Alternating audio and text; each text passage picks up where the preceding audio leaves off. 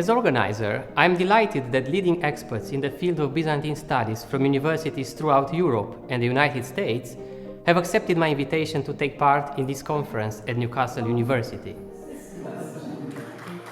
For us, the tradition of Byzantine studies and late Roman studies is a very important one, and this is an important opportunity to continue our work in that field and bring together a big group of really the world's leading scholars in the field to discuss the latest scholarship, including the work that's been done by our colleagues here in Newcastle. The conference explores the ways in which sacred space was created, performed and experienced in the Byzantine world, from the heart of the empire, that is Constantinople, to the fringes of Byzantium. Bringing together insights from literary studies, archaeology, art history and theology, the conference contributes to the vibrant research community across all three subject areas in the School of History, Classics and Archaeology. Any question involving the sacred is of great importance for Byzantium because Byzantium itself regarded itself as a sacred entity, the empire.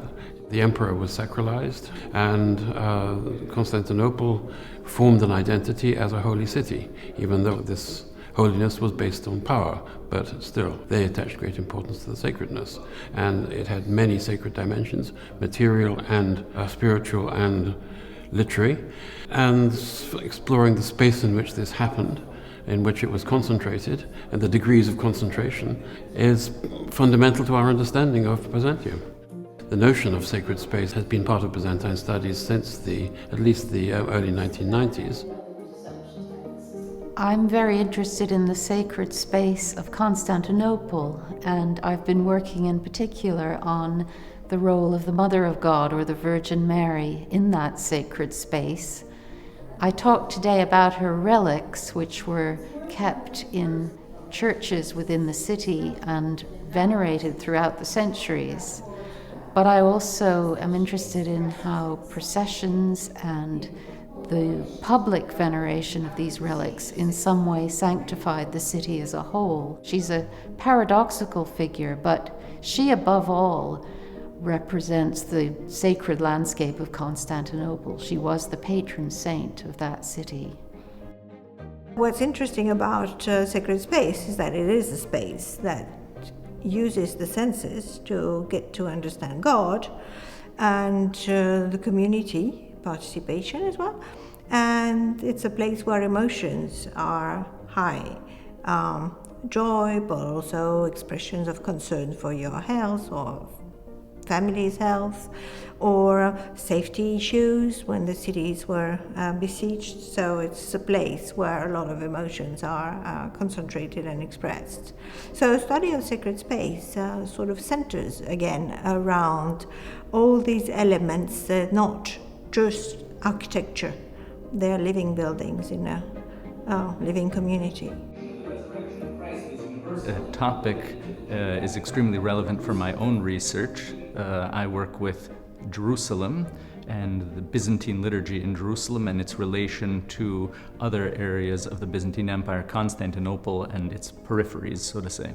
And so questions of mapping the sacred are extremely relevant to Jerusalem, which is the holy city and has a sacred topography that was sanctified by the presence of Christ and the apostles there. And so it has holy sites that for my own research are important to understand their specific location in a topographical or geographic sense, but also in a conceptual way to understand how the church and the Christians there moved from place to place to pray there. Even within one liturgical service, they might go to different parts of the same church or shrine built on some of these holy cities, holy sites in the holy city of Jerusalem.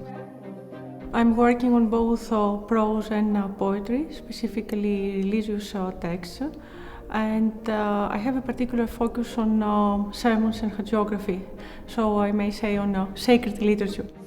The focus of the conference being on the sacred, mapping the sacred, I would very much like to connect my research to that of other colleagues in the field, and explore the notion and function of the sacred and sacrality in literature and beyond.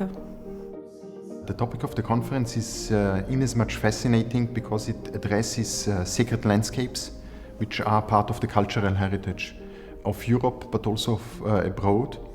My interest is coming from historical geography. Working on the historical geography of Byzantium means dealing with sacred landscapes but also other types of landscapes.